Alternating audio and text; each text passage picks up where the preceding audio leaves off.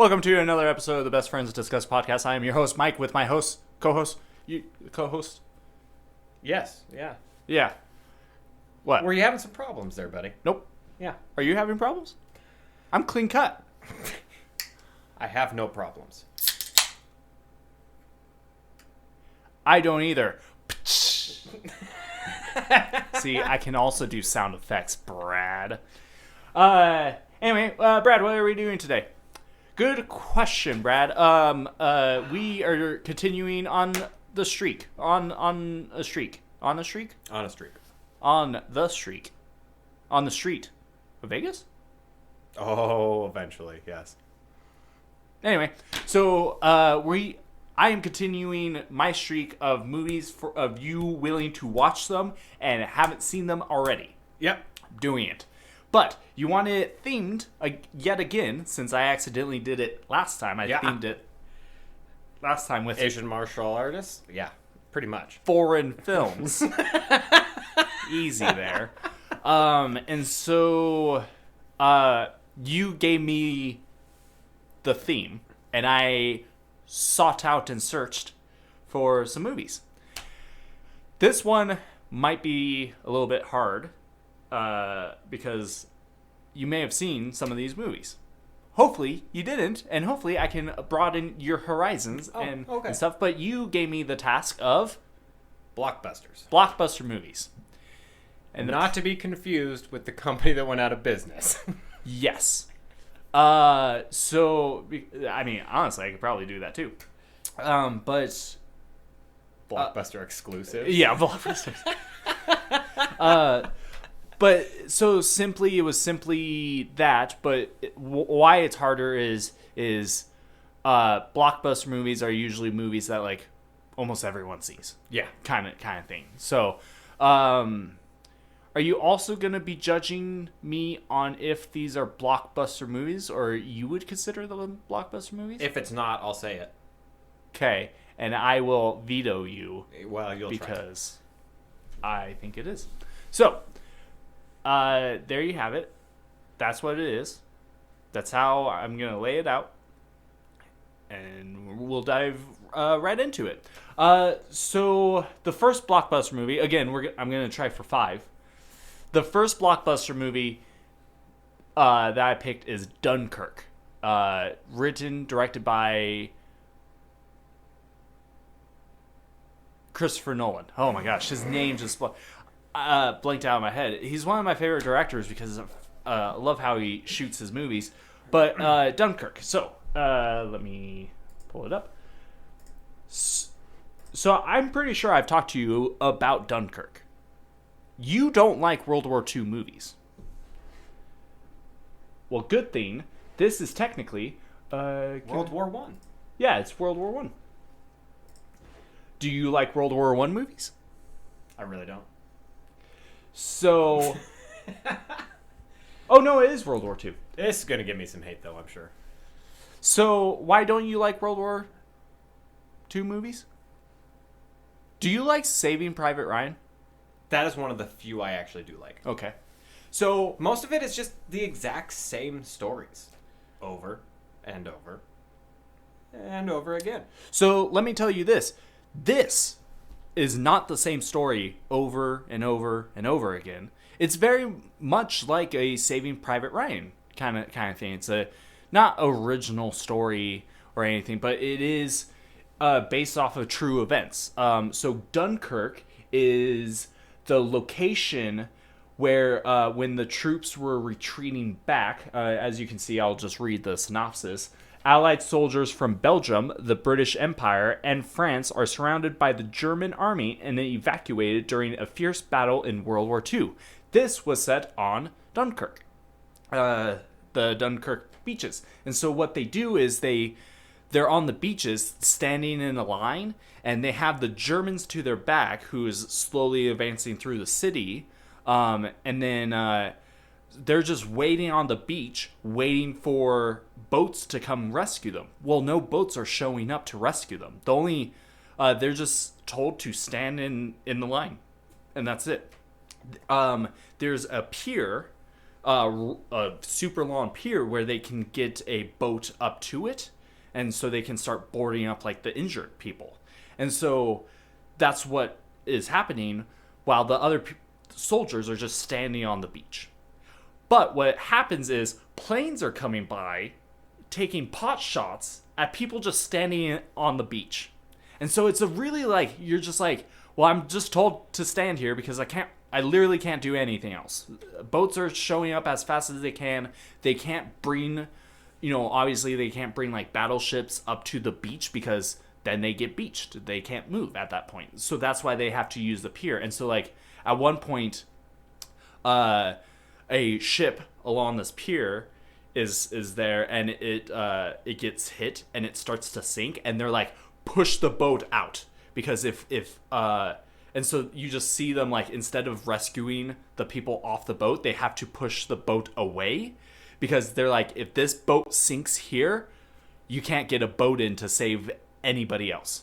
And so what happens is there's a call out saying, hey, like the Navy like kind of shows up to residential people who have like commercial boats, for fun kind of thing. They show up and they're like, hey, you need to put 80 life vests on your boat.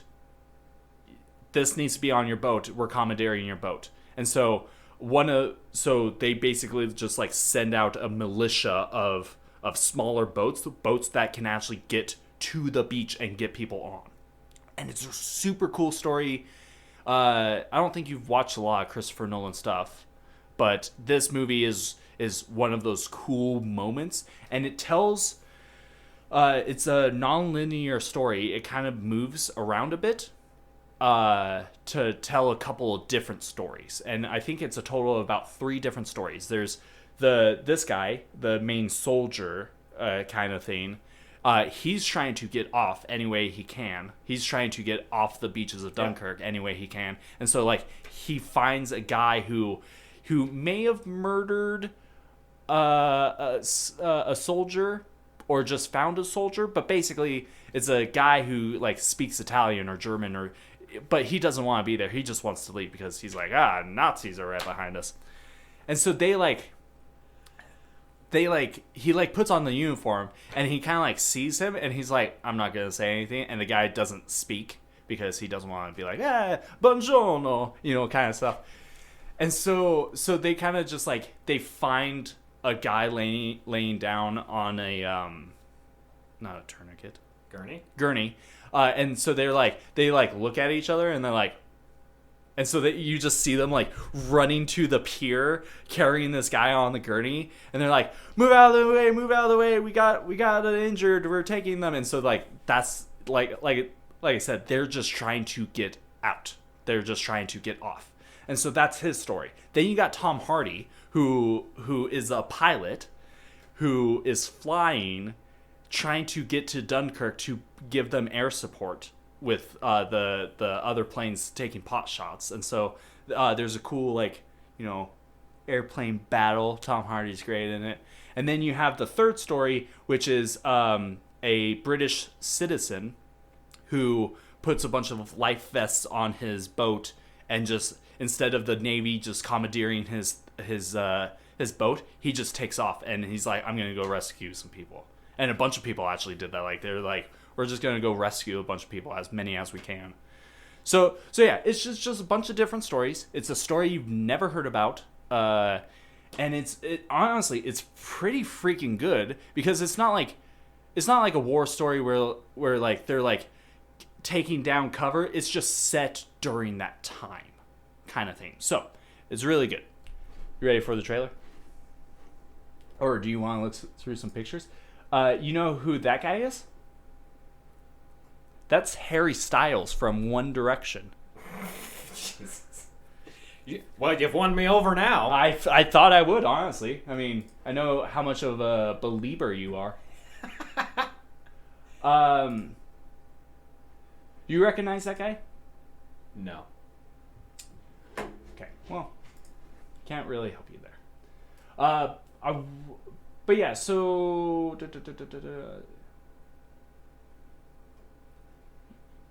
Opening weekend, $50 million. And it grossed about or worldwide gross, it probably did 520 million. Half a bill. Yeah. So, would you consider this a block? Absolutely. Okay. So, by the way, this movie, it has a really cool thing in it during the thing. So, spoilers a bit. Tom Hardy, he since they're flying to the place, they have to like monitor their fuel and stuff like that. And so he's flying, and his gas gauge got broken, and so he's talking to his other co-pilot in another plane, and he's just like, how much fuel you got? And so he's like doing math, and he's like looking at his watch. During the entire time, I think it's only for his part while he's flying, you just hear constant ticking of a clock, because he's gauging using his clock. And so it's just one of those like attention to detail things where he's just like, you just hear the tick, tick, tick, tick, and it kind of is like a cool, like, gets you in the moment kind of thing. So let me find a good trailer and pause. So just watch the trailer.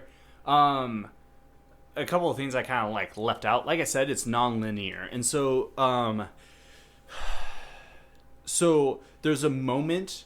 I almost can't even draw up the timeline, but like there's moments where like the boat that is leaving at one point has, God, it's not confusing. It's just a lot to like. But since you haven't seen the movie, I can't just be like, oh well, this happens and that's how you do it. But like they all kind of like match up, and then they like keep going kind of thing. So there's like a point where they intersect, and you're just like, oh my gosh, like that's why that happened, or like that's why that boat is there, or, you know, stuff like that. So it's really cool. Like I said, it's non-linear, and so you just see 3 timelines just come together, and you're just like, oh, it just all makes sense. But like there's a part, the kid who unties the boat and like gets on, and the other kid is like, you know where we're going? And the dad's like, to war, Georgie, to war. And he's like, I'll be useful. That kid, the one who's like, I'll be useful, Cillian Murphy, the one who's like, I'm not going back to Dunkirk. He's like wearing the blanket and stuff. He's like, I'm not going back. He like shoves that kid, and he like hits his head on a pipe, and his head is like bleeding out. And his friend is like, oh my gosh, here, let me take care of you, and puts on a bandage. And he's like, I can't see anything. Are my eyes closed? And he's like, no, just sleep. He lost his vision, and then spoiler, later I think actually passed away. So, but I believe it's all a true story. I mean, obviously Dunkirk happened, you know, World War II happened, but I'm pretty sure yeah, I don't know if you know that. But yeah, so it's a really good, interesting story. Like I said, like if you honestly, because I'm a big movie person, right? If you're telling me you like Saving Private Ryan, you're gonna love this movie. You're gonna like this movie, I think. So, I have a question. Yeah. Have you seen this movie? No. Okay. Whew. And you consider it a blockbuster, right? Yes. Okay. This is the question I'm worried about. Would you watch this movie? No, I wouldn't. Really? No, I wouldn't. Really? I remember all the trailers for this. 0 interest at all. Wow. 0. I thought that's what you were going to say, but I was 0. hoping I talked you into it. What makes you say no to it? Because it literally is the same exact stories. Somebody going in to save somebody else from World War II. You're just changing the setting to the beach. If I want to watch a good World War II thing, it's either going to be Saving Private Ryan or Band of Brothers. I think it's Band of Brothers. Yeah. Pretty sure. Yeah. I know what you're talking about, the HBO series. Yeah. But you think it's all just the same? I don't see anything in there that really like piques my interest at all. to make me want to see that. No Nothing. storytelling, Nothing. none of the acting. No, Really, really. that's It's bad enough. I hate World War II movies to the point where it's bad enough when I see trailers like this, I instead nitpick stupid things. So there's a part in that trailer where there's a guy underneath the water, and then it like shows like where like there's a plane dropping, and he covers his ears underwater. What are you doing? okay. So I'm going to drown, but I'm going to cover my ears. So here's, I mean, obviously the trailer is a bunch of I got it. is a bunch I of getcha. cuts of the movie. What's happening is he's on a boat that is sinking, and the oil is over the top, and so he's underwater because the oil caught on fire, I got that. and so he's underwater, but they're also dropping bombs, and there's a bunch of explosions, and so he's covering his ears and just kind of like. He's like, I can't believe this is happening. It's the shock of war. But like, here's where like you and I are very different. You're just going, oh, it's the same fucking story over again. I'm like, dude, it would like I put myself in their shoes, and I just think it sucks having the order to just stand there and wait, and then having planes, because if you saw as the planes were coming by. There's nowhere to go. Even on the pier is packed with people, and you're just like, what am I going to do? It's either I jump into the freezing cold water, or I wait up here to maybe get exploded.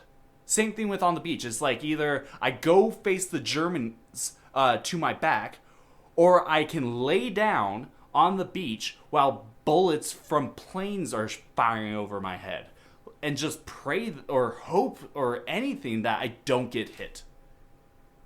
And that's where like that kind of story like intrigues me, and it's just like, because it's a historical stuff, I get that. and so you're just like, oh, But how did this they, is part of the reason I hate World War II movies. because it's factual? No, you just explained the number one reason I hate World War II movies. Back then, the way we dealt with war was literally, let's send millions of people, give them one single order, storm that beach, take it, fucking stand there. Okay? Okay. Modern day movies is let's send a drone. That's boring. Modern day movies is let's send in these 6 teams, which each have their own commander, and logistically they will figure shit out. If you're gonna be sitting like, oh, we need to get picked up, and it's gonna be off this beach. Number one, yes, okay, we have better freaking like communication. They're not gonna fucking sit their ass on the beach just getting pot shot by fucking planes now. They're gonna find cover. Whether it's commandeering a single building, hiding out, something like that. And that's something they at least do in like Band of Brothers, stuff like that. Not put 400,000 people on a fucking beach and let them get shot at. That right there, it proves just my, like, I hate that time frame. I fucking hate it. That pisses me off that you hate that, because World War II is one of my favorite wars to even learn about. It's because you hate Jews. So Jew knows Brad, but it just, like I said, it's a different story, and like obviously you're not gonna put 400,000 people into a couple of different buildings to hold it, to hold it down until boats show up. You're gonna be like, okay, we need to make this process quick. I mean, granted, the plane's flying over, they're probably not gonna get a whole heck of a lot of you, but it's enough to just be like, holy shit, this is fucking intense. And it makes people do crazy things, like the guy, the Italian guy, I think he's Italian, to like kill a soldier or find a dead soldier and basically is like, I want out of here, kind of stuff. Or Harry Styles' character and the main character and the Italian guy, I think he's Italian, all 3 of them plus a couple more find an old boat, and they like start like patching it up, because once the tide comes in, the boat will like be enough to like, hey, let's start setting sail, kind of stuff. So I feel like you're headstrong about this. Oh, I absolutely am. But honestly, what Christopher Nolan movies have you seen? The Batman trilogy that he did? I mean, I've seen those, yeah. Seen Inception. Inception, okay. Do you like the storytelling from that? From what? Inception, yes. Okay, and you haven't seen Memento, you haven't seen The Prestige, and obviously you haven't seen Tenet, so there's really nothing I can really... I mean, Tenet, I absolutely want to see. Okay. Hey, that's good. Hey, we should go see that. Yeah. I'm excited for that. Super excited about it. But because you haven't seen because this storytelling, him doing the storytelling is really good, right? It's even better in Memento and Prestige. Those two are probably my favorite Christopher Nolan movies, and you haven't seen them. But the storytelling in this is really good. But I feel like I'm not gonna be able to talk you into it. So, are you saying no? You're not. No. One day, are you gonna eventually see it? I can't even give you that one. Okay. I don't know. Okay. All right. Well, I lose my streak. Yeah. So, I took a shot. It was a gamble. I know you don't like World War II movies, but I was hoping to find a World War II movie that will make you go, holy shit, I want to see that. But the fact that you are like... There's so few World War II movies. I almost didn't see Inglourious Bastards because it's literally set in that time frame. Jesus I H. Christ. fucking hate that time period more than anything else. That's stupid. That's a stupid way to think about it. Because it's kind of like my brother-in-law Nick with fucking Matt Damon. It is. This is my Matt Damon. Because this is my Matt Damon. I was talking to him about Ford versus Ferrari, and he goes, the Christian Bale movie, and I go, yeah, and he goes, was he horrible in it? I was like, no, he was actually pretty awesome in it. I was like, wait, you don't like Matt Damon? Are you also telling me you don't like Christian Bale? And he goes, he's a horrible actor. He makes crap movies. And I was like, last year alone, he was nominated for Best Actor in Vice. And he goes, what's that? I'm like, exactly. You just block out everything that you hate and you don't give stuff a try. Like, I don't like Armie Hammer. It's not going to make me not watch a movie with him in it. It boggles my mind that there's people that are like dead set, like, I hate this. I'm not going to change my viewpoint of it. I'm just going to not even attempt it. It's like you going from Mountain Dew to not Mountain Dew. So. Hey. That's not a Mountain Dew. It says Mountain Dew. It says MTN. And then right below it says DEW. Well, you're illiterate. So the can is green. And you're colorblind. Says the colorblind. Yes. Okay. So you're saying no to this? No. Okay. Well, like I said, I took a shot. I was hoping to find a movie that a World War II movie you would like. So, well, I guess there's one that came out in the last 2 years that I wouldn't mind seeing. What? But it's because it doesn't follow the lines of anything to deal with really World War II. What's that? The horror movie one. Oh my gosh, Overlord? Oh, absolutely.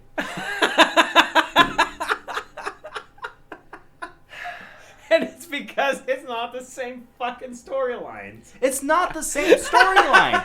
It's pretty much, you're saying like Dunkirk, it follows the same storyline of like saving people, right? That you might as well say Die Hard is the same thing because Bruce Willis is going through Nakatomi Tower saving people. Oh, it's World War II. No, he's going through killing people. There's a difference.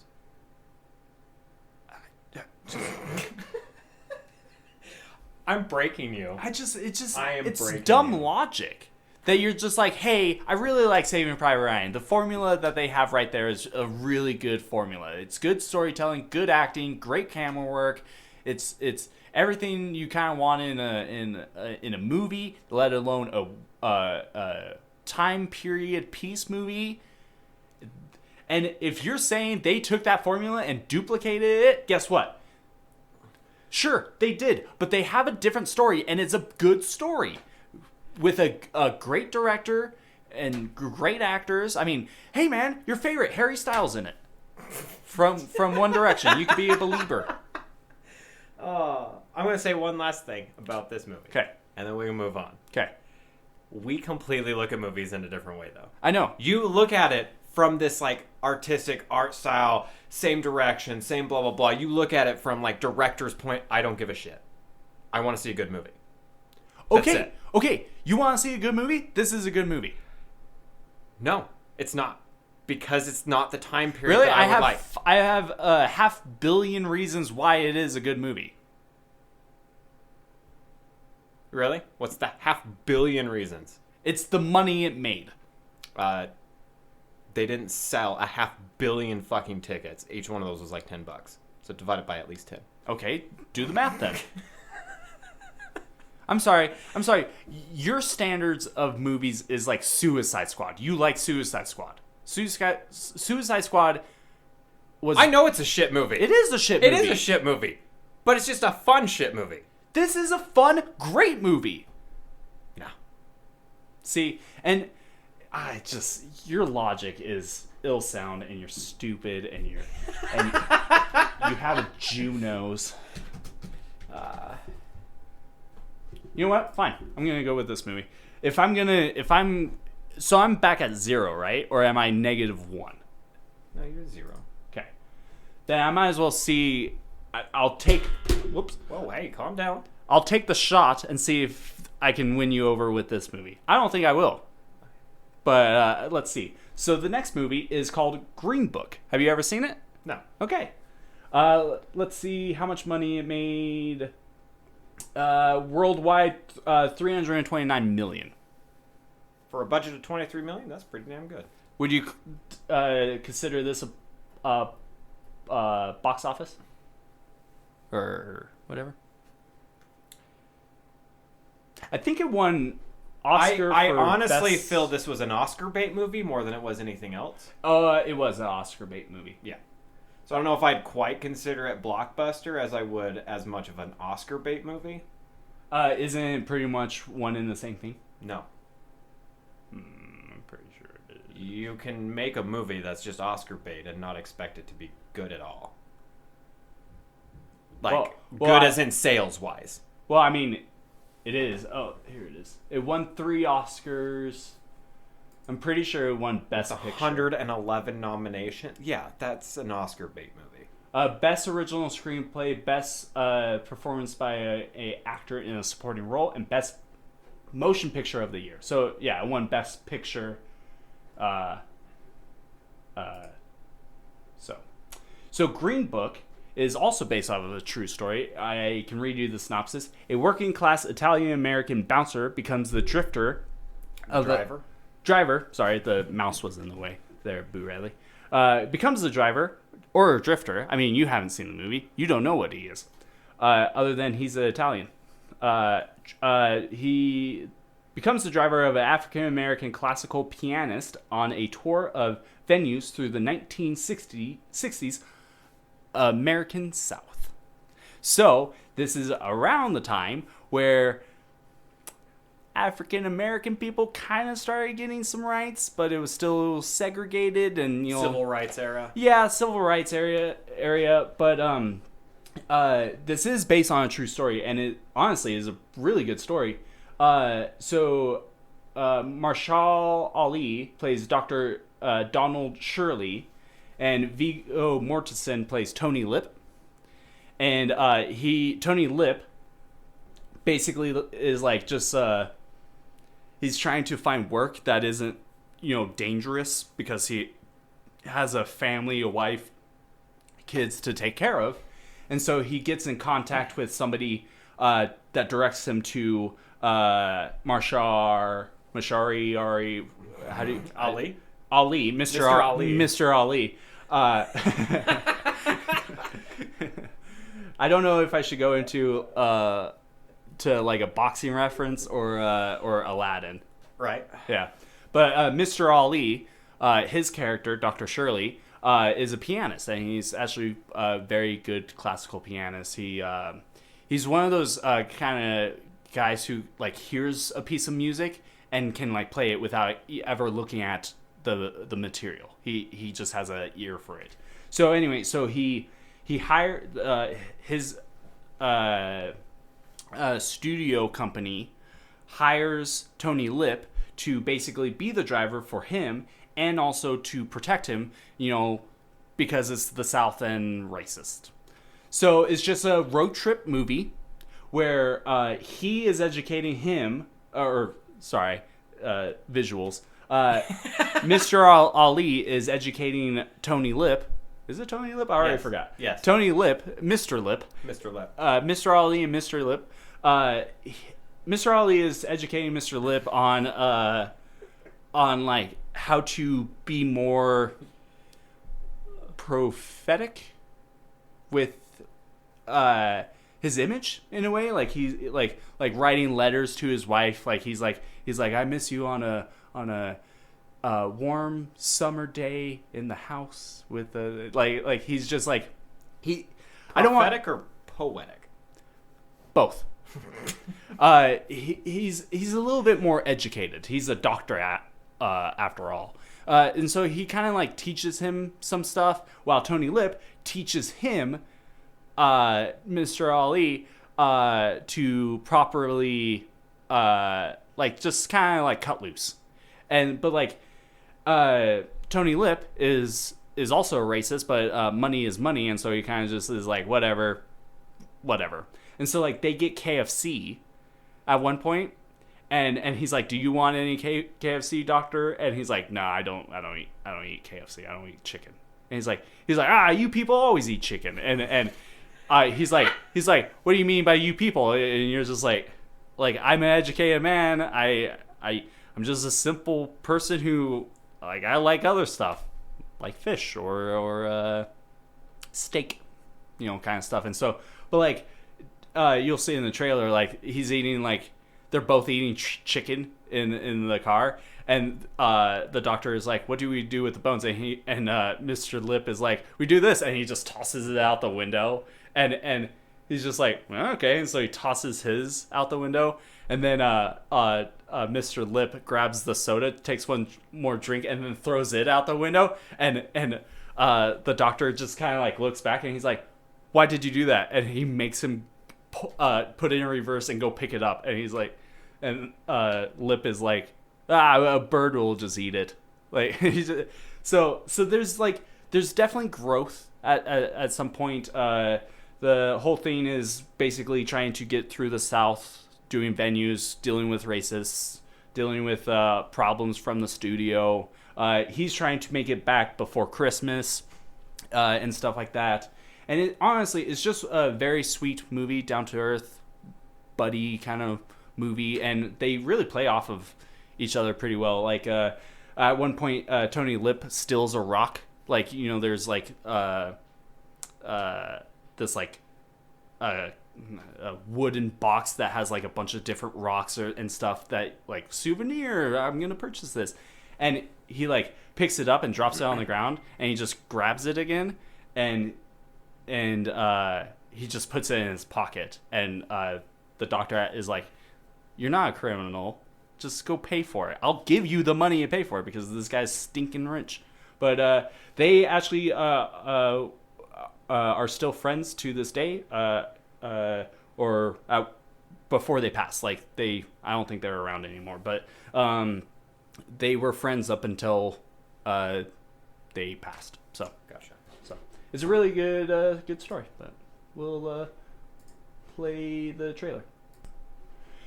All right, so we just watched the trailer, and I was reminded of a couple of things. So, if I remember right, Dr. Ali, Mr. Ali, sorry, Doctor, no, Doctor. He is also gay. He's gay, black, and driving down the South. So it kind of has like a checked all those boxes. Yeah, it kind of has one of those like, it's poor time to. Like that's the reason why he needed a bodyguard, who. Or it's the reason why they got Oscars. Sorry. You want to take 5? Come back. Maybe take a moment, gather your thoughts there, Boo Radley. So yeah, a couple of things. So like basically like these rich white people are inviting him because they love his like classical music esque Yeah. performance, but like there's like in private there's still assholes to him. So like he just did a performance at this like house where they had it catered and all that, and he like steps away to go to the bathroom, and the guy who is hosting the thing is like, excuse me, doctor, what are you doing? And he's like, I'm just going to use your facilities. And he's like, oh, well, we actually have facilities just right outside. And he's basically suggesting that he use the outhouse and not the bathroom inside the place. And so it just is like, well, I'm not going to use the outhouse. Why can't I just use this bathroom? And he's like, well, we prefer you not to. Wink. Kind of situation. And so he just is like, all right, fine. And so he gets up, goes to Tony, and he's like, we're leaving. And so they go back to the hotel so he could go to the bathroom. And so it's situations like that. Or like there's a restaurant that he's about to perform in, but they won't let him eat in the dining hall he's about to perform in. And so it's one of those, like logic doesn't really match up, just how you feel matches up, where it's like, well, I feel like you shouldn't be eating here, but I also feel like you should be able to perform here. So it's just... Well, one's work, one's not, let's be honest. So, easy, Brad. so yeah, it just kind of just like it shows character growth, and it shows, you know, the times of stuff. It's another time piece. So, would you consider this blockbuster? I don't think this is really a blockbuster as much as this truly was an Oscar bait movie. Okay, but are you willing to say that it's a Oh yeah, no, you like give it's it big to me? enough movie type of a thing because they tried to Like push it, like but it didn't fail. yeah, like they tried to push it like it was going to be a blockbuster, but that was just to get the Oscar bait. Gotcha. Like, this clearly was not made to be a blockbuster, Gotcha. but they did advertise it Gotcha. heavily. Yeah. Have you seen it? Nope. What are your thoughts on it? It looks interesting. Okay. Hey, interesting. I can deal with, because especially for the last fucking movie. Prickhead. So I guess we'll just jump to it. Would you watch this movie? Oh, I absolutely would watch this movie. Huh? I absolutely would watch this movie. Okay. So I'm back up to one. You are back up to You're one. a son of a bitch. I you am know a son that? of a bitch. Well, it's your fault for picking the World War II movie as your first one. But yeah, no, this one seemed interesting when I first saw it. Like, it literally looked like it was a good story of growth. I can wring your neck right now.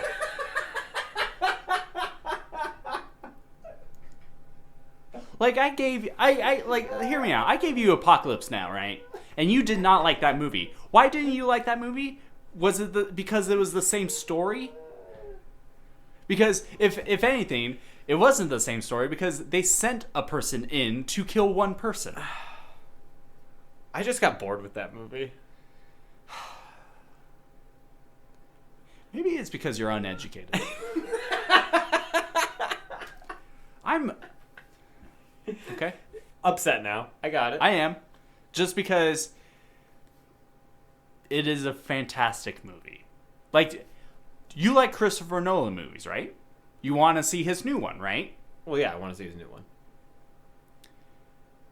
So wouldn't the merit of a person like Christopher Nolan, who honestly has made solid movies every single movie, you wouldn't give him the benefit of the doubt saying that Dunkirk is probably up there as like a good movie of his? No. We're moving on. You keep saying stuff like this, like, just because they're a good director means everything they're going to make is great. And that's just not a true thing. Yeah. You hold Christopher Nolan so far up there, and I just don't. I'm sorry. I just don't. Okay. You've also seen, like, all of his movies. You think they're all fantastic. I've seen four. One is really good. The other three, meh at best. You think it's meh at best just because it's a Batman one. and you hold Batman to a higher standard. I don't know if I'd say hold him to a Or higher you have, standard. Well, okay, how about this? It's not his original take on it. I give two shits about that. Like, the first Batman Begins was really good. Dark Knight, way overpraised. Decent that's story, because but you don't like way- Heath it's- Ledger. Well, I don't like Heath Ledger. But I didn't like him before he fucking died, unlike everybody else that fucking fawns over him because his fucking ass died. People need to get the fuck over themselves on that one. He would not be revered as good of an actor if he lived. But no, because he was a dumbass and can't fucking count pills, he's fucking dead. And then the third one, not that good at all. I love Bane, but that's just because of all the memes that have come out of Bane. But it's really not that great of a movie. I will give you the third one is not They that progressively, I'd say, got worse. See, but here's the thing: most people, the majority, say that the second one is the best one. Yeah, that's You're because the- they're all fawning over fucking Heath Ledger. But you like Suicide Squad. I do like Suicide But the Squad. majority don't like Suicide Squad. I don't care.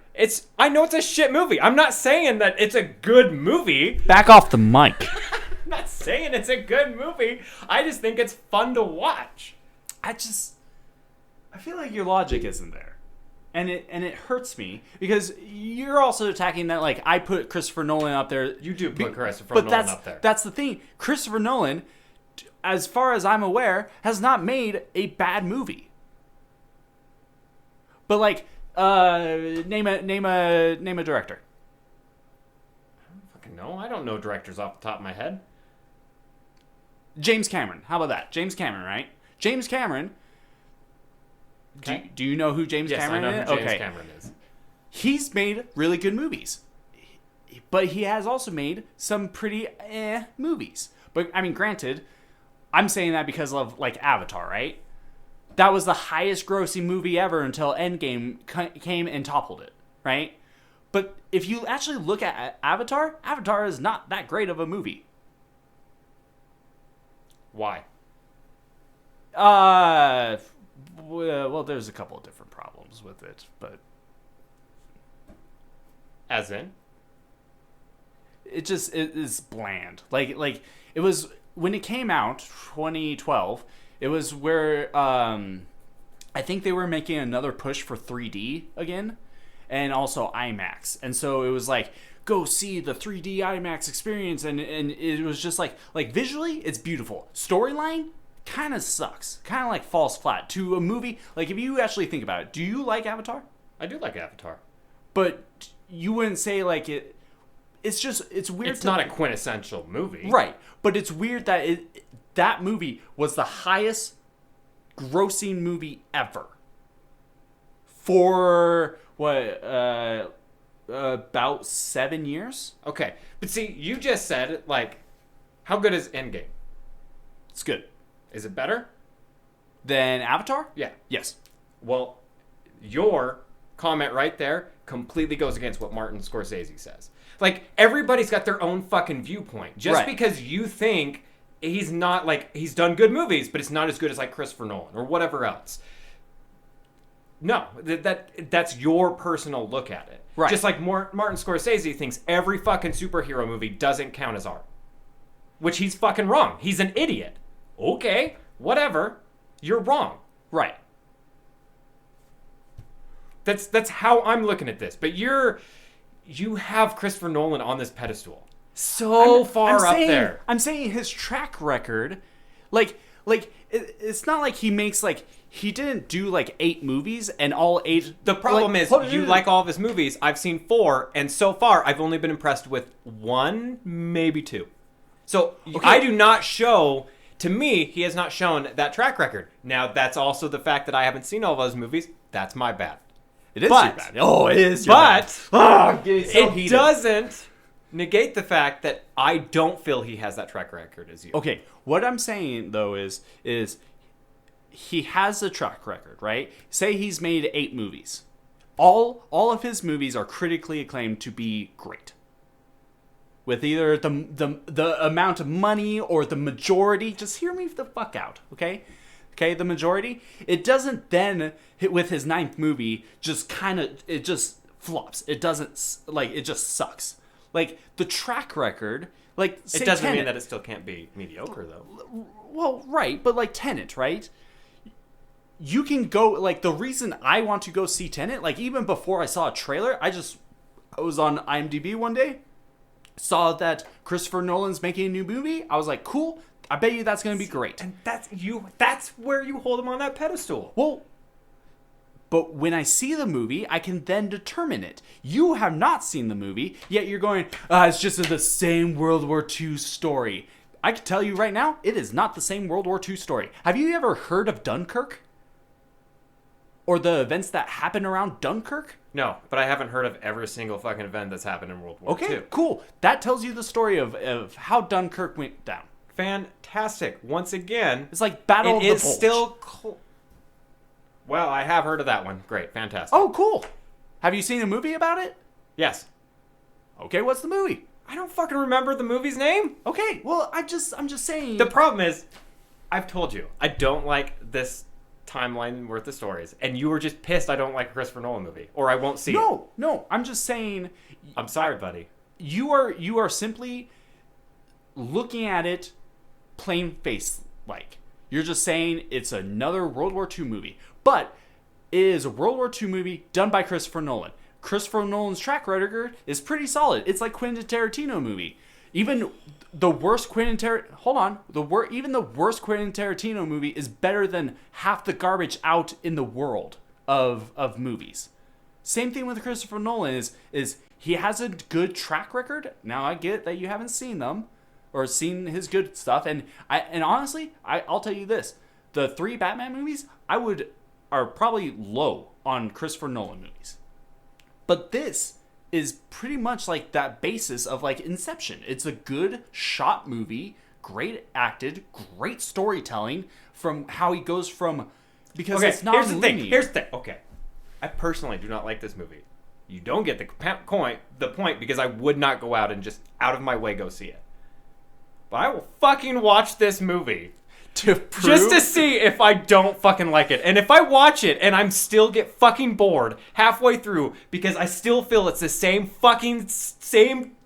type of fucking story where it's, oh, look at this, we gotta go save these guys. Oh, I'm trapped here, I gotta fucking get out of here. If it's that same fucking type of story and it pisses me off, so what you're saying... Can I not see any more of Christopher Nolan movies? I mean, you're your own person there, Brad. But what Just I'm saying, hearing... like, you have him so fucking far up there. Because he should be. He should Great, be on... pull your head out of his fucking ass and get some fucking air. No. No, I'm just saying he is up there as a great filmmaker like Tarantino.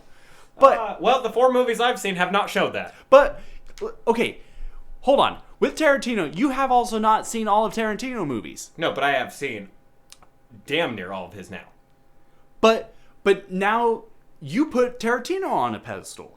I do the same. I'm just telling you, like, if I never saw a Tarantino movie and you were like, hey... So which ones have I not seen of Christopher Nolan? By the way, we have segued hard because of this. I listen. I feel like we deserve a hug for each other, but because I'm sorry. Like, I get you have your opinions, and I get that they're wrong. I'm just telling you why you're wrong. But no, I mean seriously, like, I get it.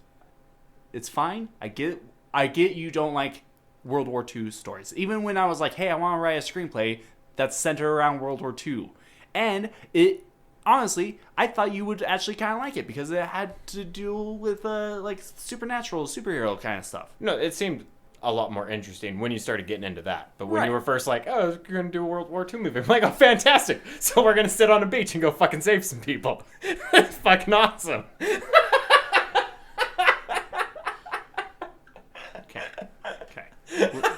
Let's get cool-headed about it. I get why you don't like it. All I'm trying to say is that with Christopher Nolan, in my opinion, hasn't really made a bad movie. Good chunk of his movies are pretty decent, kind of like Tarantino. So, in retrospect, if he makes good movies, this movie, even if you've heard, I mean, even if it made a crap ton of movie, it's a good movie. And it is. But you also won't go and watch the like My Little Pony movie and just be like, well, the person who directed this movie also directed this movie and it was good. I'm gonna really enjoy My Little Pony. I get that. I get it. But you are also right. You haven't seen a good chunk of Christopher Nolan's best works. Yeah. So I get it. That's fine. But what I'm also hearing is that you are willing to watch that movie, and so I got my streak back. No, I'm just kidding. I'll accept. But I also want you to know that maybe you should open your mind to more World War II movies? Just better movies. Movies that you're not going in like, well, that was shit, but it was fun shit. So I guess I'll just keep playing this fun shit. Instead, go in going, that was a really good movie. And it wasn't a shit movie. It was actually decent. It was good. I liked it. Or you could just acknowledge that, yeah, I could see why that was a good movie. Wasn't my cup of tea. But wasn't for me, but it was a good movie. That's all I'm saying.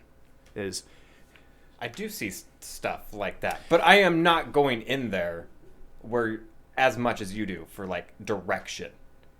Like, you literally walk into, like, Christopher Nolan movies and are like, I want to see what new direction he tries to take on this because he's got really good spins and director blah, blah, blah, blah, blah, blah, blah. And I give two shits about that. I want to see the movie first, and then I'll analyze it after the fact. Yeah, but I am trying to convince you to see it, and so I have to get into... Well, you should get out of the artsy-fartsy because you know that's not going to work with me. Well, it's not artsy-fartsy. It's just how he does. It's like Wes Anderson. I don't think you... Before I gave you a movie, I don't think you ever seen a Wes Anderson movie, right? It was The Grand Budapest Hotel, my favorite Wes Anderson movie. You really liked it. I did, but I don't know what other movies he's made. Life Aquatic, Royal Tenenbaums, Fantastic Mr. Fox. He has a slew of movies. He has a new one coming out that I'm pretty excited about. But, okay, I digress. Purple. Pink. So let's just recap. You're not going to see Dunkirk, so I lost my streak. Then you said you would watch Green Book, so I'm back up to 1. Yes. Okay. I'm sorry, audience. I get heated. Are we okay, Brad? We are okay. Okay. Hug it? Nah. Okay. All right. So the next movie is Alita Battle Angel. Now, this movie I was kind of afraid of. Have you seen Alita Battle Angel? By the way, your Christopher Nolan thing has been just put to shit by some of his other movies I've seen now. What do you mean? Where he's had some kind of input in it. Batman versus Superman. Okay, but that was mainly Zack Snyder. And Zack Snyder is known Just for... saying. Zack Snyder is known to... Hey, move on. Fine. Alita Battle Angel. Alita Battle Angel. Have you seen it? Because this was one of the movies that I was afraid that maybe you have seen it. Yes. Yes, you have? Yes, I have. Fuck. I thought you would. I have, for the simple fact that I like anime and manga. Yep. Yeah. That's why. Yeah. I thought so. So I'm back down to 0. Should we even get into it? Yeah, we don't really need to because I've already seen it. Well, should I convince the audience then? Or talk about it? Did you like Alita Battle Angel? I did. Did you ever... But this is more of a popcorn flick. I will give it that. Really? You don't think it's a blockbuster? No. What I mean is, not a deep story, nothing like that. Go into this like I go into Transformers.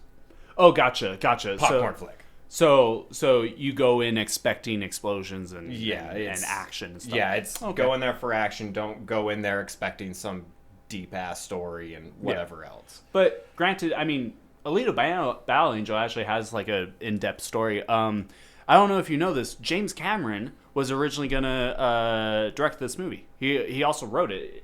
He is set on here as a producer, if I remember right. But he actually he wrote, because I don't know how long the like anime and the manga is, but it's he wrote like, I want to say like 170, maybe even upwards of 300 pages of the screenplay for this, and he got busy with the rest of making the Avatar movies, 2, 3, whatever, 2 Yeah. to 10, too fast to Avatar. So he got super busy with it, with making those movies. So he basically got in contact with Robert Rodriguez, who is from Dusk Till Dawn, and he also did a Grindhouse movie with Tarantino. And so he kind of just was like, here you go. Here, I basically already did it. And he handed him like I said, like upwards of like 300 pages of a screenplay. And Robert Rodriguez had to go through and basically like cut it down. And so it's like one of those movies where it's like, so we fit about like 3 different movies into one, but this one actually works. Or it works the best it could, considering it should have been split up into 3 different movies. It actually kind of works. Yeah. So, but yeah, James Cameron actually is a huge fan of the anime and manga and really wanted to do this project. He just got tied up with shitty Avatar movies. Wow. So, I don't like the Avatar movies. it's a weird concept that Avatar, if you really truly like go back and watch it, it's not that great. And it's just weird that I think it just kind of got like enough hype that it made it the #1 movie, and it just stayed there because nothing really came of it. So, I mean, Avatar is an alright movie. It didn't blow my mind.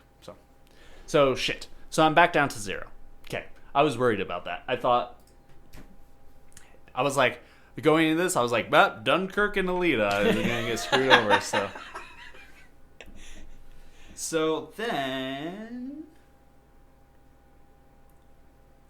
you've seen The Big Short?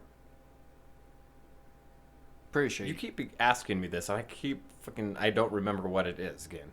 I think you told me you did. I think I did. But all right, then I have 2 movies left. So I guess my goal is to get both of these movies because I'm fairly pissed off. So my next movie is gonna be Vice. It is the Dick Cheney vice presidency, his up and coming, basically the truest it could be kind of movie that it could be, kind of thing. Like, so it's directed by Adam McKay, who did like Ron Burgundy and stuff like that with Will Ferrell. But he actually kind of went into serious movies. But this movie, the beginning of it has a great like title card, where it has like the following story is a true story, or as true as it can be given, that Dick Cheney is known as one of the most secretive leaders in history, but we did our fucking best. And I just love that kind of like, listen, we tried our best. This is as accurate as we could make it. And they actually did like a good job, because it's funny. It makes me want to like dive even deeper into Dick Cheney's like vice presidency and everything he was beforehand and stuff like that. Did you know anything about Dick Cheney before this movie? Yes, a couple different things. I mean, they're pretty much the obvious ones. Like he was the vice president for Bush. Horrible Hunter. Horrible Hunter. That's what everybody knows him about. Unless he did that on purpose, then he was a great shot. Yeah. But yeah, that's like the main stuff. Yeah. I mean, there was a show on Comedy Central called Lil Bush, where it was during his dad's presidency, Herbert Bush, while he was in office, and so it had W. Bush as a little kid, which doesn't match up at all. No. But he's a little kid, and he's friends with like Condoleezza Rice, and they're just like little kids. And he also is friends with Dick Cheney, and so, but like Dick Cheney, he doesn't like. He's just a freak in it, and so he goes, "Rah, rah, rah, rah, rah." And like that's how he talks. Like they ask, like he's like Kenny from South Park. So they ask him a question, and he's like, "So what do you think? So what do you think, Dick?" And he's just like, "Rah, rah, don't support it." Rah, rah. And so he's just, and like he like at one point like bites off a chicken's head and is like drinking the chicken's blood. It's a cartoon, so it's just funny. He's like, chicken blood keeps my circuits going. So it's just really funny.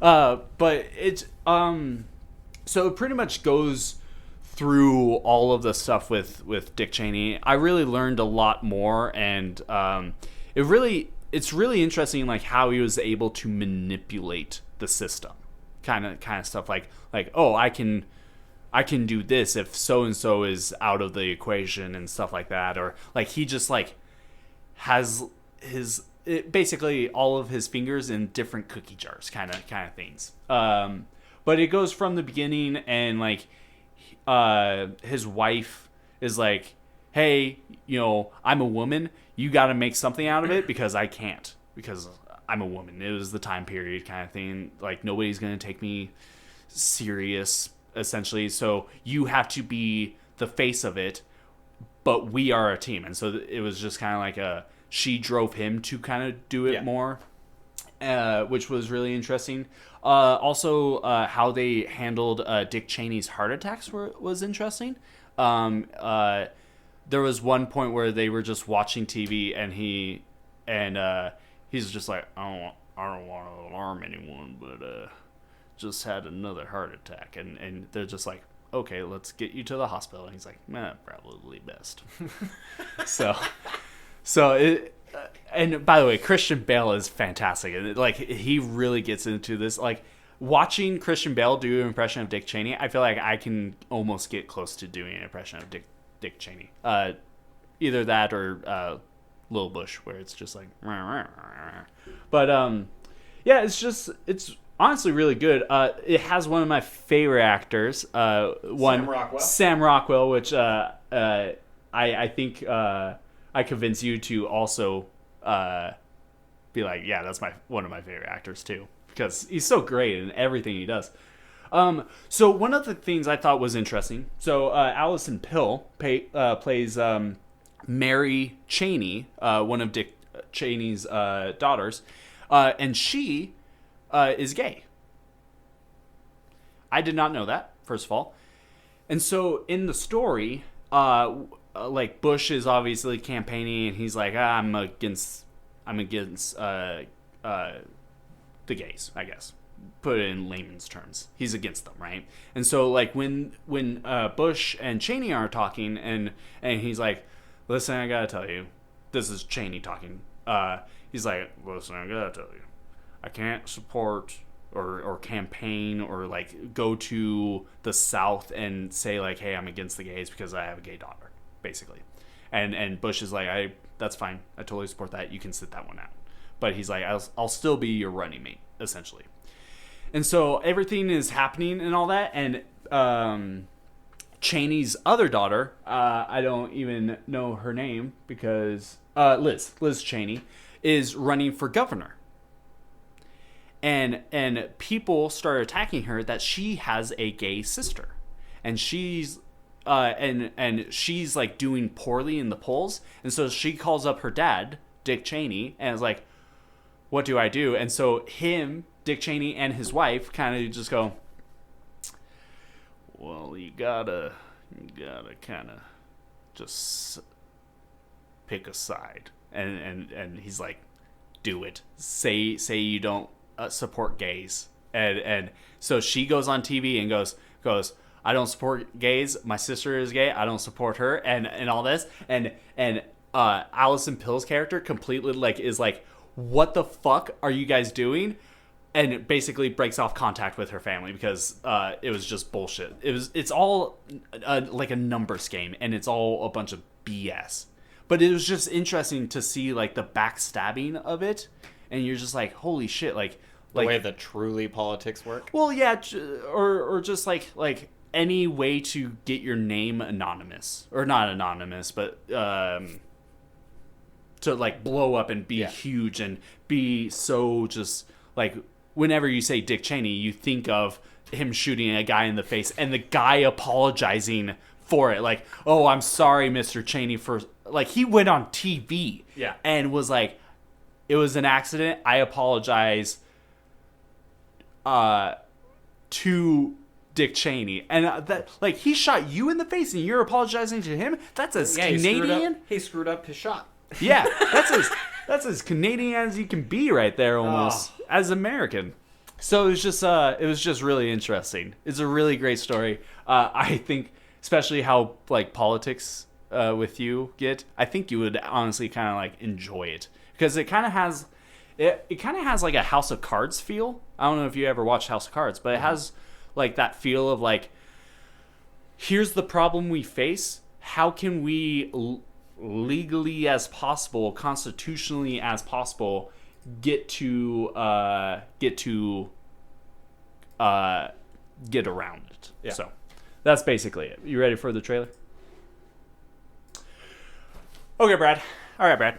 All right, Mike. All right. How do you like it? So, what are your thoughts? Is it kind of up your alley with political and also good movies? You know it is, Mike. I know it is. You know it is. Because I know you well enough to know that you don't like fucking World War II movies. I'm over it. It's fine. It's fine. It's fine. I'm not bitter. It's fine. Like I said, I took my shot. I took my shot with 2 movies, and I was hoping on both. But, Yep. Okay. Yep. So what do you think? Have you seen this movie? No, I haven't. Fuck yes. I mean, sweet, cool. I mean, not cool, you uncivilized swine. But Have you seen it? yes, I have. Was it just recently? Because of this? No, I wouldn't say it was. Because that I recently. asked, because when the trailers first came out, we actually had a conversation about going and seeing this. Did we? In the theater. I don't remember. I don't remember that. I totally remember that. It totally, like, we totally didn't go see it. So, what the fuck happened there, Brad? Oh, you know what? We went and saw Dora the Explorer instead. Oh, damn you, Scott. But yeah, no, I do remember that conversation. It just never happened. Yeah. We say that to a lot of movies. By the way, I think I came up with 2 movies we should go see. But anyway, so yes, would you consider it a box office blockbuster? I would consider that one as a blockbuster. Oh. Or at least one that they wanted it to be. I don't even know what the numbers ended up being, but it was one. Fucker, did you click on? I don't know, but my hands are shaking too bad to exit out. I think I accidentally clicked over here. Actually, surprisingly enough, the numbers aren't that good. But then again, you almost can't count worldwide, because this was meant as just an USA. Right. Right. So the budget was about $60 million, and they lost money bad. They didn't lose money. They grossed 76, so they gained $16 million. You have to look at freaking advertising and stuff too, though. That usually isn't added into the budget. Really? I would imagine it would be, but I mean, like you said, like China isn't going. I'm pretty sure. Watching it. Keep going though. But yeah, it was honestly a good movie. I think you would like it. But then again, I think you would also like Dunkirk. So, but anyway, so Brad, would you watch this movie? Yes, I would watch this movie. Yes. So I'm back up to 1. Damn it. I flew so high with 6. But I guess I'm happy that I get to not necessarily restart, but I got there. Yeah, I'd say it lost money. Because like Disney's come out and said, like, we're looking at Solo right now, by the way. Solo has lost money. Even though when you look at the budget compared to what they made worldwide, they should have technically made money. But because of advertising and everything else, it's considered a loss. They would have had to have made $500 million for it to be a moneymaker. So I bet it still did make a loss, just because of marketing and stuff. I would probably say it didn't, just because like Solo, right, a Star Wars story, you have Disney backing it, and so with Solo, you gotta think there was probably video games, or not necessarily video games, but there was advertisement in theaters, on the streets, on commercials. There was toys, there was this, there was that. Like, there was probably a lot more marketing than for Vice, where, honestly, the only time I saw commercials... I'd still say it is a loss. I've seen a few commercials for Vice. Right. I do remember seeing them. But the difference is you're looking at... They made, what? $14 million over with Vice. I'm saying that $14 million is still a loss, when Solo lost $122 million, and that's still considered a loss. Yeah, they had more marketing, but they also had $122 million that was lost within that marketing. Right. So I'd still say it's a loss. Well, I mean, For marketing purposes, just is nowhere near as much. I mean, also, it could just be like Disney is saying there's a loss, but we don't know the actual numbers. Yeah. So, but I would consider it a blockbuster, or at least one that they tried to make. gotcha. So I'm back up to 1. You are back up to 1. My final movie Yeah. is a movie called Spotlight. And honestly, while I was doing my run-through / research of like trying to find movies that we would deem blockbuster movies, I came across this one. This one was probably my favorite. I really, really like this movie. So Spotlight, I'll read the synopsis. The true story of how the Boston Globe uncovered the massive scandal of child molestation and cover-up within the local Catholic Archdiocese. archdiocese. Archdiocese. Shaking the entire... Pizza? Pizza. Shaking the entire Catholic Church to its core. Now, I was working at Hastings when this movie came out. It was a huge, huge rental because it won Best Picture, I believe. Wait, no, go back up. No, I just wanted to see. But so, while I was, when this movie first came out, I was working at Hastings, and one of my managers, who was part of the Catholic Church, was telling me about the story, and he was like, holy crap, I did not know this was like going down, and watched the movie and was like those altar boys. Heyo. Sorry. We can't air that. You can't do that, Brad. Okay, that's scummy of you. But so I'm not a very religious person. It's interesting that you are even more religious than I am. It's almost shocking. Like, if people asked which of us would be religious, they would think you. They would think me. They would think you. Absolutely. They are wrong. They would have the same reaction I would have when I found out you are religious, because I thought you were like me about religion. But when I found out you were like, I was like, What? Here's a segue. What? Okay, so I have to do this a little bit of a segue. Who was I talking to? I think it was my parents. And I brought up this fact that you were so shocked. And my mom looked at me and said, well, yeah, if I didn't know you, like, as my son, I would think you're atheist. So it's really just your persona or look. Apparently. Yeah. You just seem like a scumbag who isn't really religious.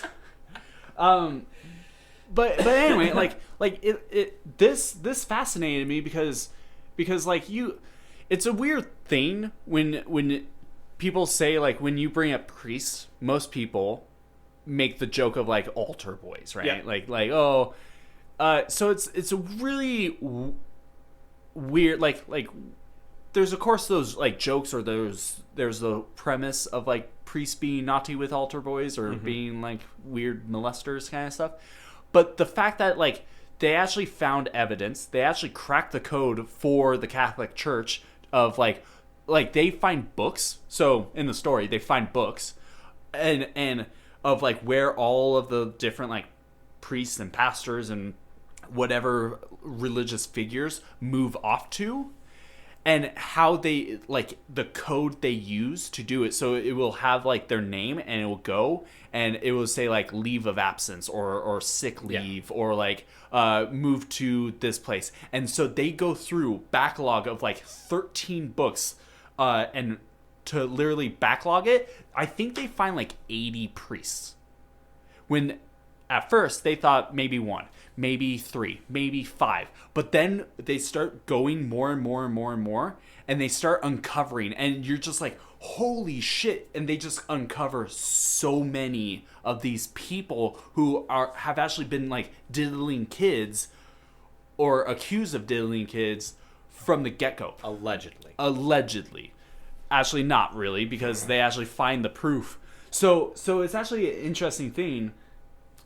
Because the beginning of the movie, it shows this like family in the police station with the kids, and they're all kind of like, you know, just staying in the thing, and a priest is sitting down in a chair, and another priest comes in, and one of the cops is like, so are we booking him? And he's like, probably not. And he's like, what do you mean? And so the cop goes on like a smoke break, and both the priests come out, and they get in the car and they leave, and that's it. And basically, the higher up pastor priest guy goes into the room and is like, listen, to the mom, he's like, listen, you're religious, right? You support the religion. You're Catholic, like hardcore Catholic. You support it. You don't want anything coming out about this. And so he basically convinced the mom to not do anything about the priest diddling her child. And so it just was like, holy shit. So it just kind of goes through, and like they find like evidence and all that about stuff. They have there's like a support group kind of thing of kids that got touched by the priests and pastors and stuff like that. And there's the guy like brings forth evidence, and he's like, yeah, I sent this all to you like 5 years ago, and you guys did nothing with it.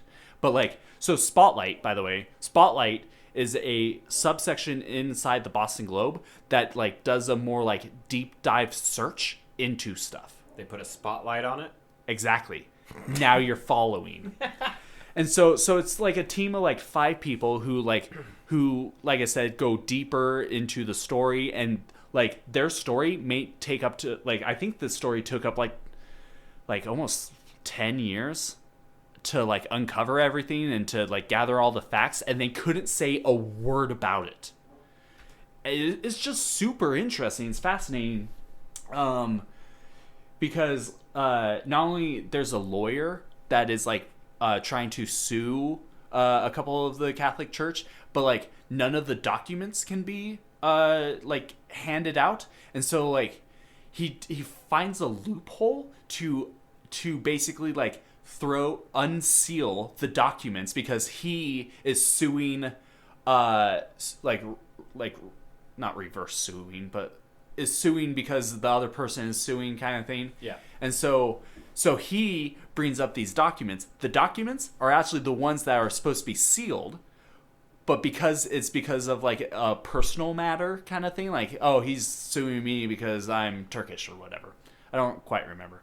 But he's like, guess what? Those documents you can actually go look at. And so it's like I said, it's a deep dive, and the only reason like the movie got made because this happened around 9/11.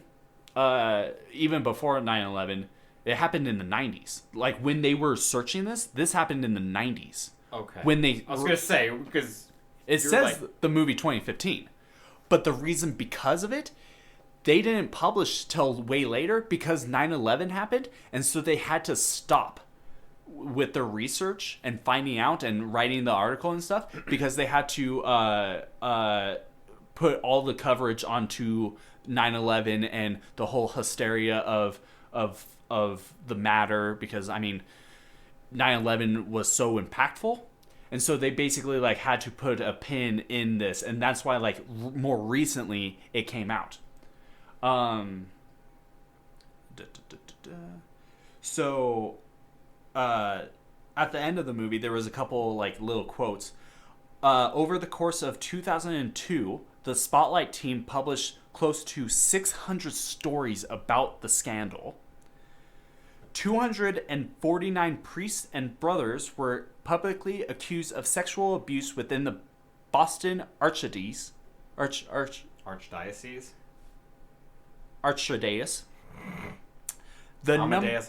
Amadeus. The number of survivors in Boston is estimated to be well over 1,000.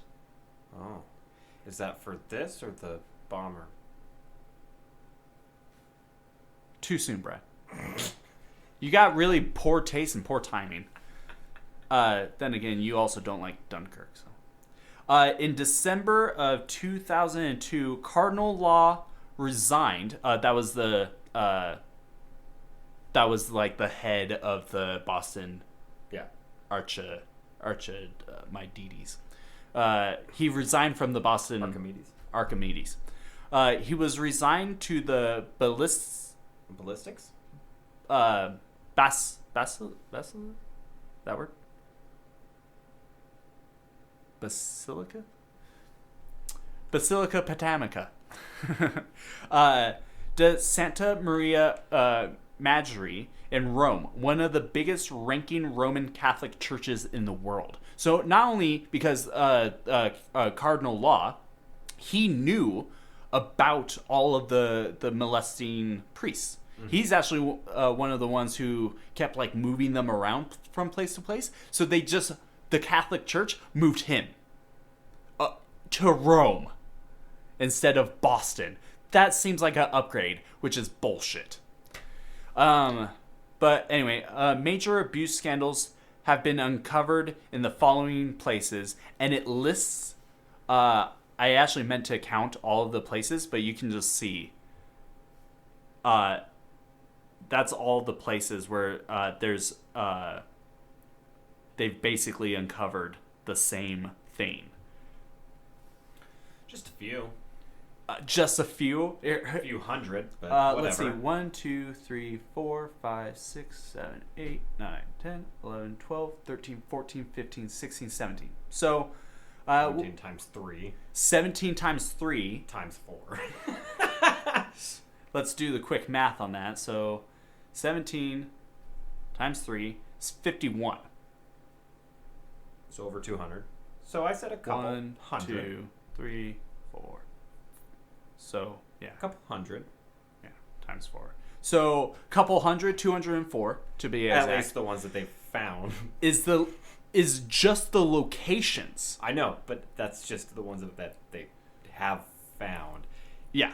Guaranteed there's more. Yeah, so there's... Guaranteed. So it just lists a bunch of, like New York and Australia and blah, blah, blah, blah. It just lists a bunch of places, which... We just did the simple math. 204 places. That's not talking about how many churches are in these places, how many priests at one point have been in there. it's crazy, and they break it all down, and you just kind of like you get one thing after the next, and you're just like holy shit, I didn't know there was this big like conspiracy theory and crime ring within the Catholic Church, when the Catholic Church is supposed to be not about that. So it's just interesting. One of the reporters, that guy in particular, he finds out that he lives a block away from a house that is like a halfway house kind of deal, while the priest is transitioning either into the Catholic Church, like near them, or out of it. It's like a rehabilitation house. He finds out about it, and he's like, my kids, ride their bikes down the road from where that is. Well, tell them not to knock on the door. That's for damn sure. A bunch of places of like the churches are right next to schools, and it just you're just like, holy shit. It just kind of like crumbles your world. Like, I'm not religious. It crumbled my world. That I was like, holy shit. Like, they expected 4. They got upwards of 80, even more. Like 80 that they could like actually prove. And so yeah, it just kind of goes crazy. But it has a great cast, by the way. It has Mark Ruffalo, who was pretty sweet in it. Michael Keaton, who was awesome in it. There's actually a really good twist I'll tell you at the end. Rachel McAdams, Liev Schreiber, Stanley Tucci, my boy Stanley Tucci's in there. He's the lawyer who's suing and doing the whole like job or the unsealing of the documents kind of thing. One of the biggest things in this was they wanted a judge to rule on unsealing all of the documents for something. I don't really remember why, but it wasn't the documents that that Stanley Tucci's character was like, hey, you could read this right now. Yeah. And so there was this whole like court case that happened, and honestly, people were saying like, oh, the Boston Globe is gonna sue the Catholic Church, which was unheard of. But one of the things was they didn't think the judge would actually do it because she was Catholic also, but she did it. And people were like, holy shit. And so it was just like oh my fucking God, I can't believe that happened. So, yeah. I'm telling you, if there was one movie out of this, like even with Dunkirk, if there was one movie out of this that you should watch, it's this one. Let me pause it. Alright. So we just watched the trailer, and I just remembered a couple of things. So, like Rachel McAdams' character, who's one of the reporters on Spotlight, her grandmother is Catholic, and so she would like go to church. But once she started like diving deep into it, she stopped going to church with her grandma because she's just like, I can't sit in the same room thinking about how I'm uncovering these priests' dirty little secrets. Every single one of those the reporters grew up Catholic. And like eventually like kind of like phased out of it, like would go once in a while, but like they just were like in the trailer, it's like it could have been you, it could have been me, and also showing like there's the victims talking about it, and it's exactly one of those things where it's like the victim talking is like when it's in Boston, and so he's just like, you're growing up, it's hard on the street, your dad isn't very prominent in your life because he probably just left for a pack of cigarettes and never came home, or a gallon of milk, whatever, whatever is your vice, and like he said, as a little boy or a little girl, you turn to God and you start doing, you're starting to like wipe down the pews and set up the candles, get ready for service and mass and all that jazz, and the priest, this is how they will do it. The priest will just kind of just be like, hey, you're doing a really good job, maybe you can do a little bit more, come into my office. And that's where they like get you, because like it said in the trailer, how do you say no to God when he's the only one who hasn't turned his back on you. And so it's just crazy how they use certain stuff to basically trap you and thinking it's all right with what they're doing. It's just crazy. So yeah. Have you seen this movie? Nope. I didn't think so. Do you consider it a blockbuster? Oh, this is absolutely not a blockbuster. It made Really? less than $1 million. It was not. It made just as much as Vice. Did I miss the? Hey now. It made just as much as Vice. Did it? Mm-hmm. I thought it was thousands. No, it made Oh, it is millions. over the gross. I think it was because this. Yeah, but that's just one weekend. No, I got that. Oh, But okay. I thought this Oh, okay. represented it was the same type thing. Okay. Gotcha. No, all right, Mike. All right. Okay. So, I guess my next. Yeah. All right. What were your thoughts on the movie as a person? Because I really liked it, but then again, I'm not as religious as most people. What are your thoughts? Because as a person who is Yeah, but I hate organized religion. right, you hate organized So- religion, but you can see, like you can see how like they do it. Yeah. How they get away with it in a sense, where the Boston Globe was like, we're blowing this out of the water with stuff. And I read you the facts. I mean, there's 204 places, cities alone that have something similar to what Boston had, and it was just crazy. So what are your thoughts on it? What do you mean my thoughts on it? On the trailer and The way it looks and stuff? Yeah. I think it looks very interesting. good. Very interesting. Like to hear that. I would watch this. Uh-huh. Uh, I own it. Also, Mm-hmm. I love the fucking cast in it. Oh, the cast is great. Because you name off all these names, I'm like, I don't fucking know who this is. But then I watch it and go, oh, I really like that person. Oh, huh? I like that person. I really like that person. Yeah. Honestly, Because I don't know fucking names to save my life. honestly, Michael Keaton should have just been the one that you're. Yeah, like, I knew "Ah, that, yeah. But yeah, it gets really, really like intense because there's moments where they're like, are they coming for us? Kind of thing. So it gets really cool. So, would you watch this movie? Oh, absolutely. Awesome. Because honestly, I want you to watch this movie because I'm interested on your take of it.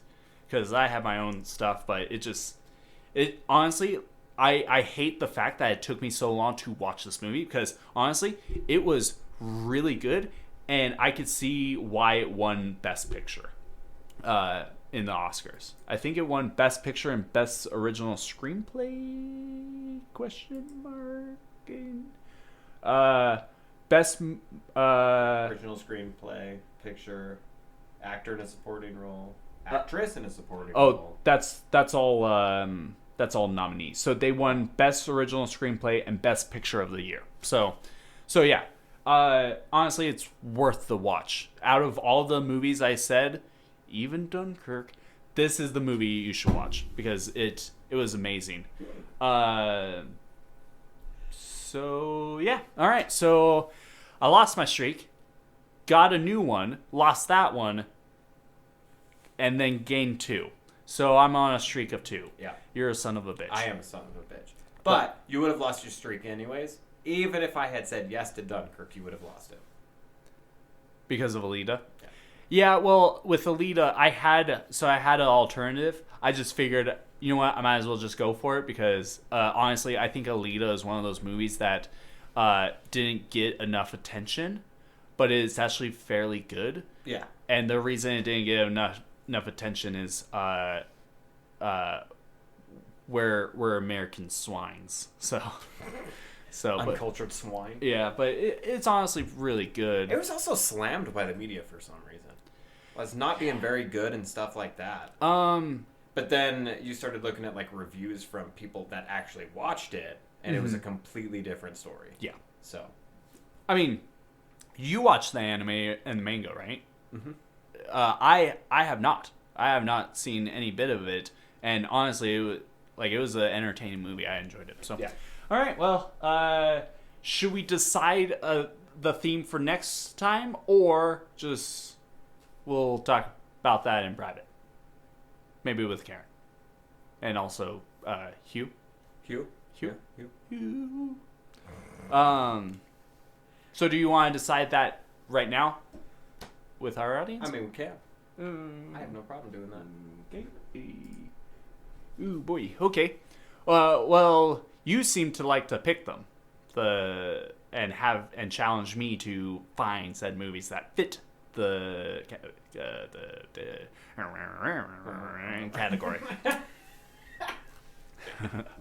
So, do you have an idea, or should we we'll talk about it? Okay. How about that? So, I don't know. What else do you want to say? I think that's it. All right. So, ending on the streak You're still on a streak, just not as with big a of one. 2 instead of a 6. Yes. That I You've started. lost ground. Well, I lost ground and then I gained ground. You still lost ground. You were know. at 6. You were at 6. Yeah, I was at 6, but at that point, where the 6 is now a 0, and so I gained 2. So I gained even more ground. I You're so fucking technical. didn't go backwards. You are so fucking technical. You still lost ground. Nah. The only thing is I didn't make that 6 a 11. I am gonna hit you in the fucking knees with a hammer. Why would you say that? You know what? You can do that if we watch Dunkirk and you like it. So, all right. Not worth it. Not worth it. All right. Brad, are we still friends? Yeah.